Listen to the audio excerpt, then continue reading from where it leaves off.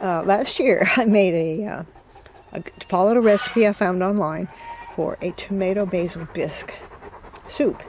And I made it, and it was okay, but it wasn't great. So I've been looking for another recipe ever since then. Something spicy, rich, really good. So I found one that requires 3 pounds of tomatoes. I've picked all the tomatoes I have left on the vines. I've still got some in the house, so I'm pretty sure I have 3 pounds. And now I need some basil out of this garden. I've got mounds and mounds of that, but I don't need very much. And I need a couple of these long skinny peppers to get this recipe going. So we're going to give it another try, and I'm hoping that this recipe will be better than last year's recipe. Greetings from Hopalong Hollow. This is Jerry, and we are entering autumn, which is a wonderful time to have a wonderful autumn tea. So I'm going to start out with a new recipe I found on YouTube. Last year I tried a tomato bisque, wasn't happy with it, so I'm trying a new recipe, starting out with using roasted tomatoes. So here is what you're going to need for this recipe.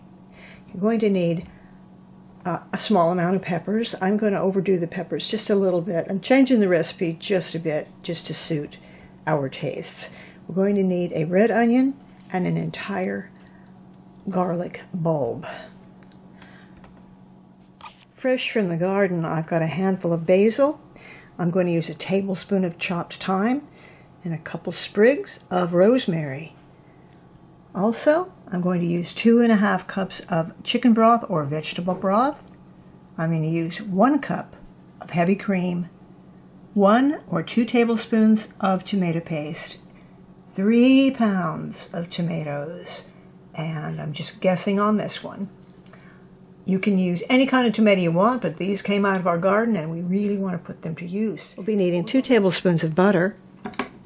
We'll be using a lot of olive oil. We'll be using 1/2 tablespoon of balsamic vinegar, 1 tablespoon of Worcestershire sauce, about 1/2 teaspoon of sweet paprika, and the recipe online called for cayenne pepper or chili pepper to taste. We like things spicy around here, so we're going to go ahead and use 1 tablespoon of chili pepper. Now, did I mention? Yes, I did. Okay. All right, so we're ready to go. I'm just going to chop up these veggies and pop them in the oven. I'm going to roast the vegetables at 375 for 50 to 60 minutes.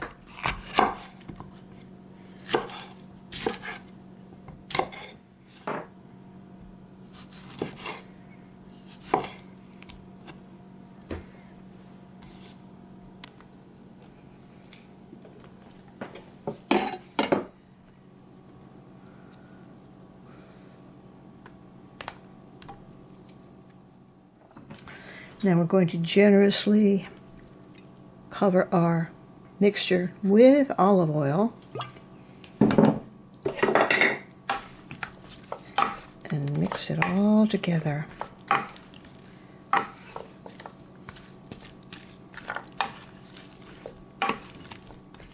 Just make sure. Okay. I'm going to put this in the oven at 375 and cook it, or roast it I should say, for about 50 to 60 minutes. Oops, I almost forgot. Rosemary. So these have been roasting for about an hour in the oven. So here we have the oven roasted vegetables, mostly tomatoes, and we're going to finish off the recipe on top of the stove.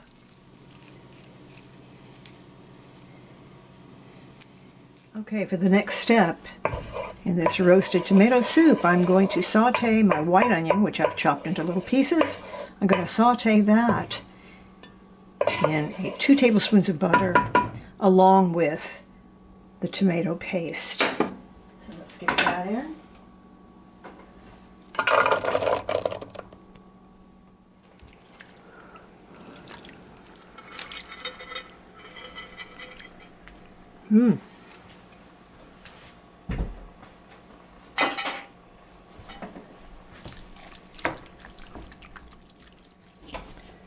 Cayenne.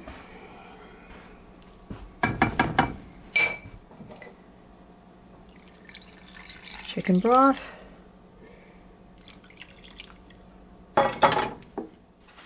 One-half teaspoon of balsamic vinegar. 1 tablespoon of Worcestershire. And then we're going to add the cream. And then we're just going to blend it up and make it nice and smooth. All right, cream.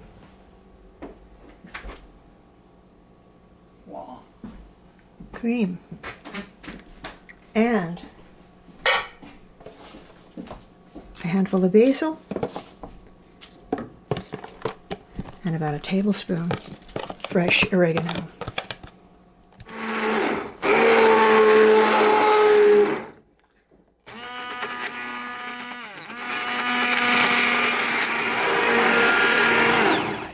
Now, I will tell you that this will go a lot faster if you do it in your blender in batches rather than using one of these. But I would say it's still got a little chunk to it, as you can see. And it is good. I've been tasting it, and I think I finally found a recipe that I can really love. Our next recipe that's going to go along with our soup: guacamole deviled eggs. Now, I've never tried these before. It was a recipe on the back of the bag of avocados, so I'm going to give this a try. You need 6 hard-boiled eggs, 2 ripe avocados.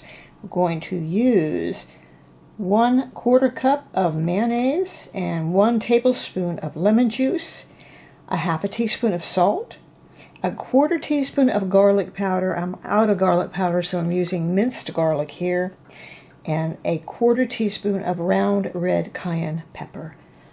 And that's pretty simple to do, just like you would make your hard-boiled eggs. You're going to cut those eggs in half. Well, let's just do it.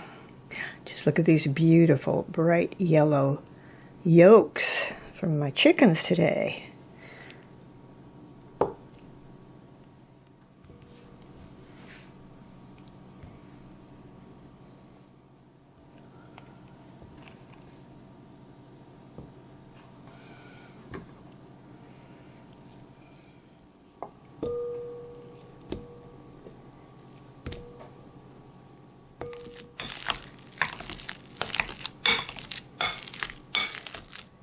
Salt,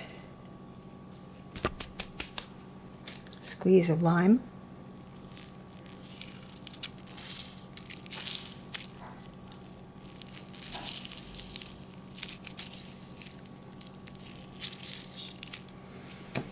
garlic. I'm going to just put a little shake of cayenne. And I'm going to guess on a 1/4 cup of mayonnaise here. All blended together. Really nicely. We'll just fill up the eggs one by one. Very pretty.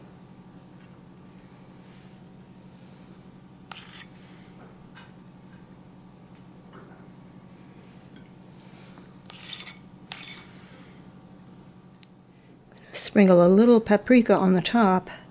I've got so much mixture left over. I should have made more eggs because I have 3 more spaces here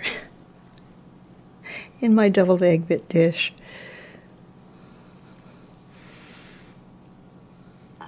Okay, our last recipe for the day is basically a dessert, and I got this off of another YouTube channel that I really enjoy watching. I have been watching these two for about 5 years. It's Kirsten and Joerg, 2 Germans in England, and I'll put a link to it below, but they just travel around and go to all these wonderful places in England, staying in historic homes and palaces and castles, all sorts of wonderful cottages, things like that. If you like that sort of thing, hop on over there and give them a look. So this is from her recipe, and it's really simple. Feta cheese, a squirt of lime. This is sweet mint from my garden, and I was so fortunate this year that I actually was able to grow quite a few cantaloupes, so we're going to use cantaloupe. She says the original recipe calls for watermelon, but I've got cantaloupe, so that's what I'm going to use, and I think it's a pretty color. And a dash of olive oil, and we're just going to mix these all together. I'm going to chop this up, mix it up into a salad, and it's as simple as that. The beautiful thing about making things from my garden and having all these leftovers is they never go to waste. It's like giving the donkeys will always get an extra treat. They love rinds. The chickens love watermelon rinds. So everybody gets something special whenever I use anything from the garden. I just made a small bowl of this because James doesn't really care for it that much. I am going to add a little more mint. Now, I've made this a few times already, so I know that I like it. It's about a half a cup of feta.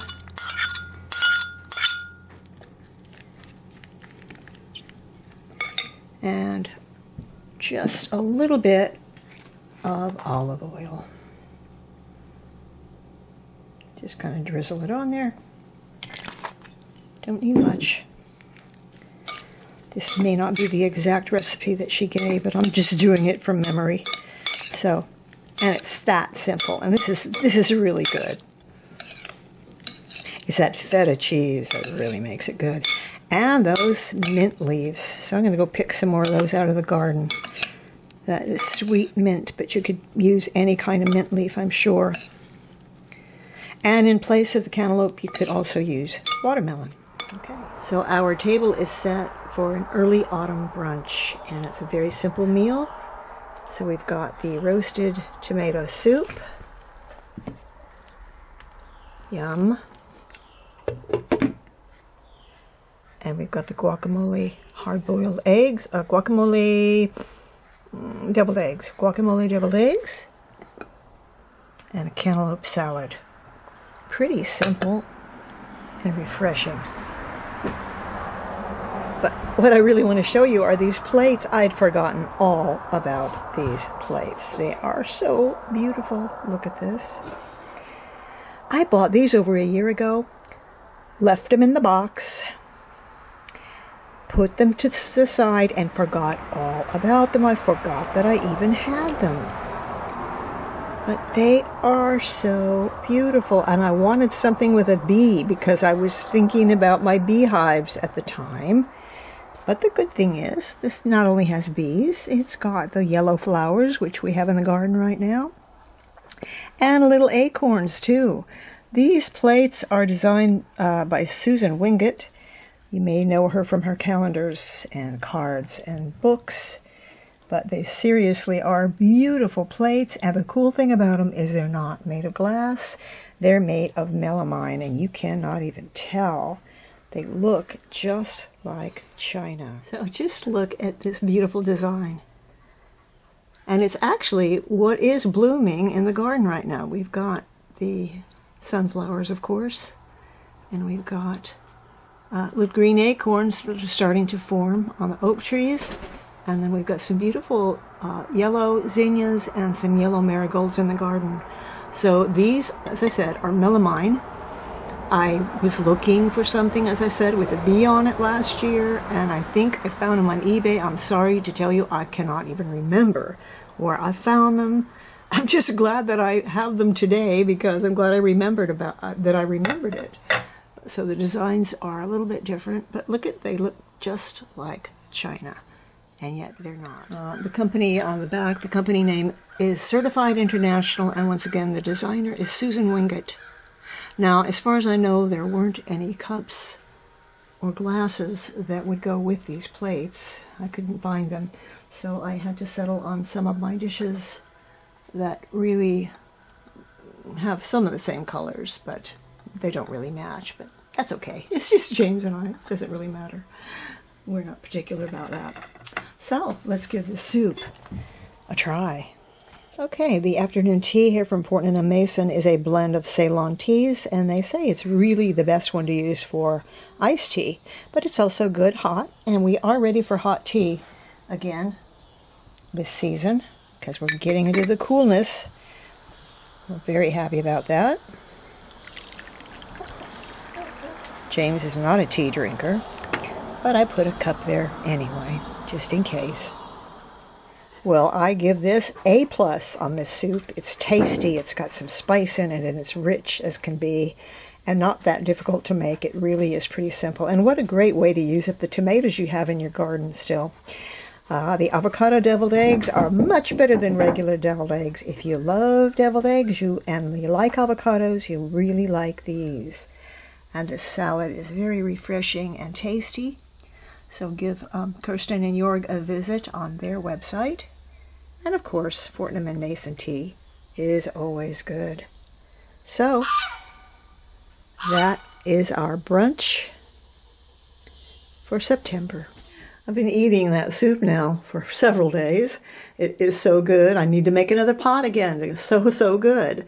But that brings me into the living room where I actually was sitting today, eating my daily bowl of soup, and wondering what I could do in this room to make things a little bit more refreshing for the upcoming season. Make things different. I get so tired of looking at the same configurations in furniture all the time. Now there's a channel that I watch. I've mentioned her before. It's Bridgette's Primitive Passion.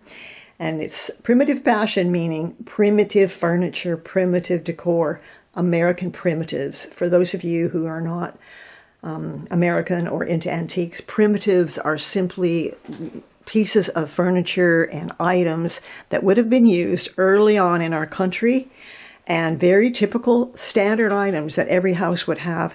And many times they're a little bit beat up, they're a little bit battered. In fact, that's really the way we prefer them if you're decorating in primitive style. So many things in this room are in the primitive style, and not like the rest of the house. This is more of a primitive room.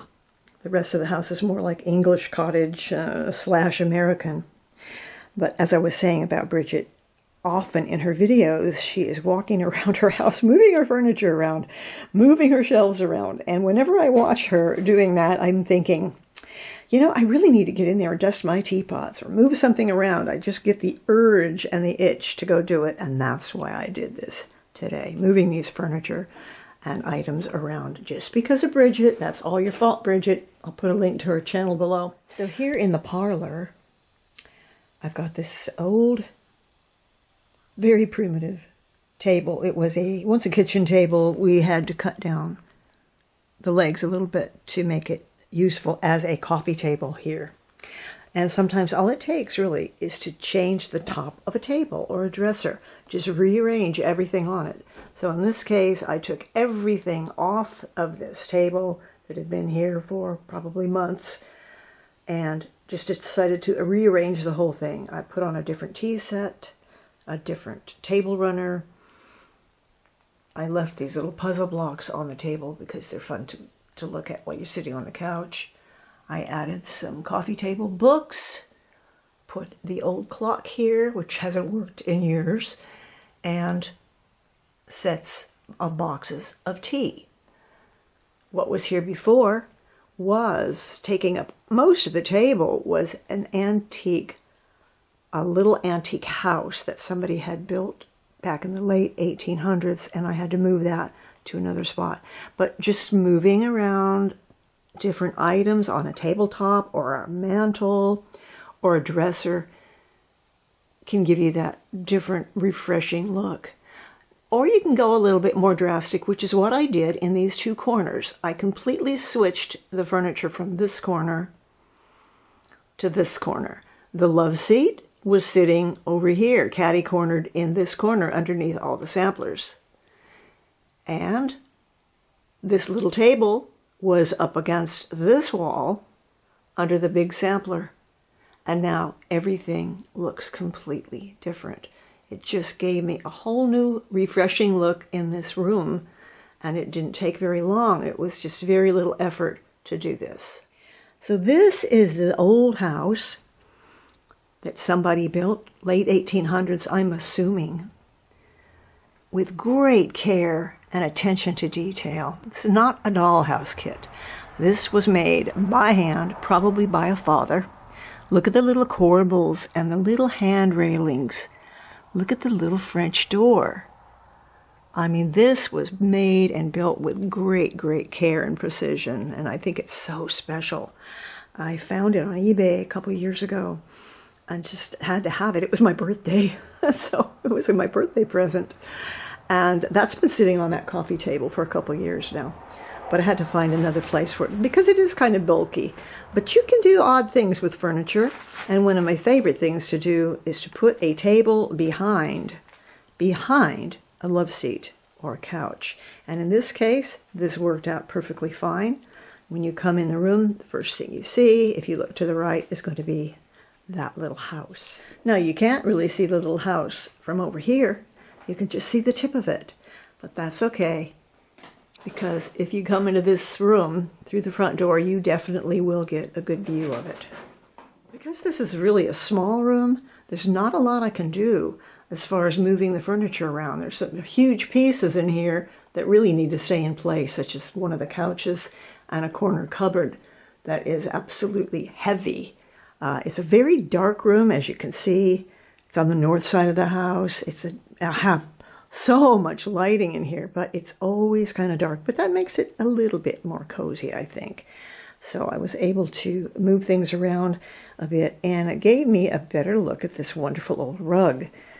Because for some reason, having the couch over here, the little love seat did not expose enough of this beautiful 200-year-old rug. And then I just rearranged everything on this table. This is the tea table for two. It really sits only two now because I can't use that end, obviously. It's an oval table. I pushed it up against the wall, so that is a useless area for actually sitting down and eating. But all the tea things, the chocolate carafe, the coffee dispenser, the teapots, everything else can go on this table, making it great for just two people. And then for fun and interest, I put several of the little creatures on wheels, the big horse, the little horse, and the sheep. And I thought this corner turned out pretty well.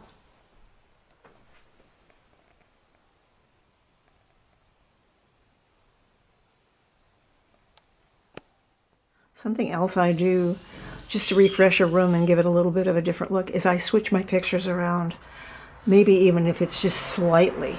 Now on this wall, I really wanted to put up this antique.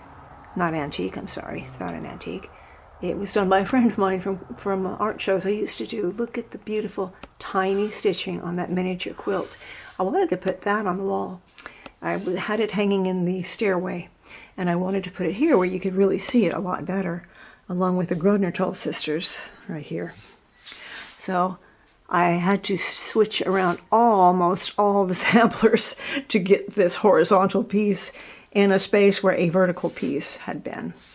But that just kind of refreshed this wall for me and made it a little bit different. So it doesn't really take a whole lot to get a different look in your room.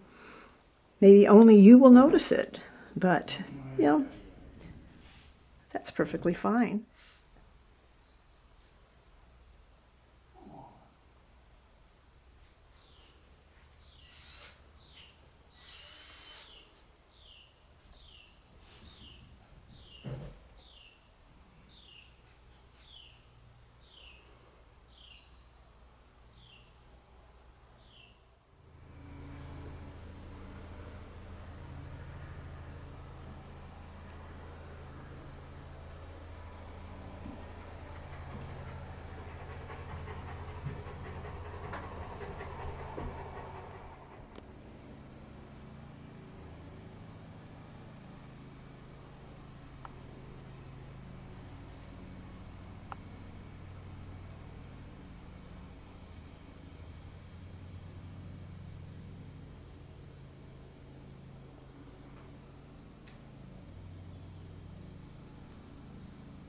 Now for the antique of the day, I figured since I'm in this room, I'm going to choose something in this room to do as our antique. My choice is the pie safe, because this was a very standard piece of kitchen equipment or furniture in an early American house between the mid-1800s and the early 1900s. A pie safe was a piece of furniture used to store food and preserve food before refrigeration to keep it from rodents and insects because the nature of the pie safe would have a punched tin or screen. Sometimes they use screen, but typically it would be punched tin designs with little holes for ventilation in the front and sometimes also on the side. It almost always has a drawer. So this is a piece of primitive early American furniture. That's what you would call this. So let's talk a little bit about the pie safe. Antique of the week is the American pie safe. A pie safe was a standard kitchen piece of furniture, heavily used during the 18th and 19th centuries here in America. They were actually introduced by German immigrants in the 17th century. So this was well before refrigeration became common in American homes. These safes were used to protect your food.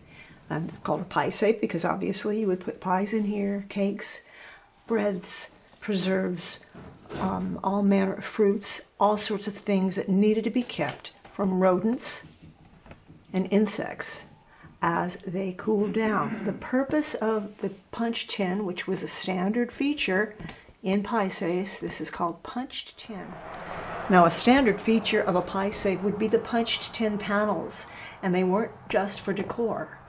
They were to provide ventilation and airflow inside the cabinet for the foods. They came in all sorts of patterns. According to the region in which they were created, there were certain designs. Eagles were a common motif. The triangles, the geometric shapes, as you see in this pie safe, hearts, and often wildlife scenes and stars. Now this one has 3 shelves. This is a very small pie safe. You can also see that it's on legs, getting it right off the floor, and has a drawer in the bottom. They often had a drawer. Sometimes it was on the top, sometimes on the bottom. This is a small one. I had a really large one. I wish I had never ever sold it.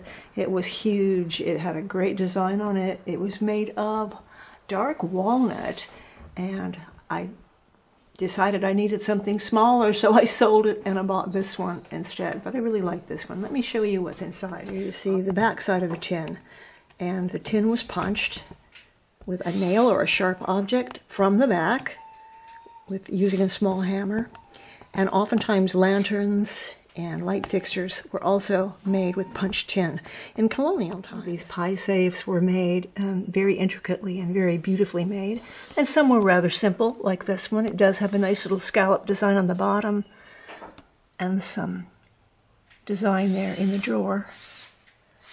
But basically, it's a fairly common and plain pie safe. What I like about it is the size. Now, one way you can age your pie safe is by looking at the hinges. Now, normally, if you would see Phillips head screws, you would say, no, that can't be old, because they didn't have those until the 1930s. But I think those screws were probably replaced on this piece, because before I bought it, it did have some work done on it, which things were repaired. It had a lock at one time. Honestly, don't know the date on this piece. A standard size for a pie safe would have been 3 to 4 foot wide and 1 to 2 foot deep, but some of them are extremely large, 5 to 6 foot tall. This one is about 5 foot tall, maybe 5.5 foot tall. But the one that I told you about a few minutes ago that I had before, oh my goodness, it was very, very big. It was probably 6 foot tall and twice as wide as this one. But I really do like this one a lot. Now, these fell out of favor in the early 1900s because refrigeration and little refrigerators and ice boxes came into use pretty prolifically. And so the pie safe just fell out of favor and just became something to use for shelves or storage, or as I do right here, books. So if you're looking for an authentic pie safe, you definitely want to look for the ones with the punched tin. They started making reproductions of these back in the 1980s, so you've got to really be careful. Look for the patina, look for the age-appropriate hardware on the hinges. Pie safes have become more valuable as antiques as the years have gone by, obviously. So what you want to look for an authentic antique pie safe, number one, punched tin panels. Now, I will tell you that some of the really, really primitive designs had screen panels. They were just screens, but I don't think those are as highly prized as the punched tin. You also want to look for hand-cut joinery like dovetail or mortise and tenon.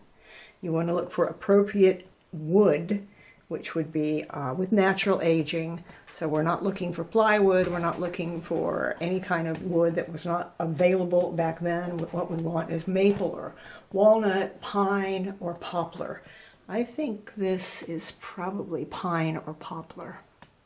It's hard to tell with the finish on it. You want authentic, period consistent hardware. So you want to look at those hinges and make sure they're appropriate to the time period.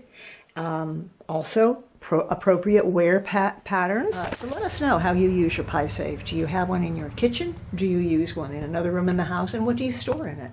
It's even darker in the room now because it's evening. I did turn the ISO up on the camera. I should have done that before. Anyway, thank you for joining me in this video today. I hope you'll try out that delicious soup, and I hope you'll let me know what you think about it. From Hop Along Hollow, this is Jerry, and we will see you next time. Bye-bye.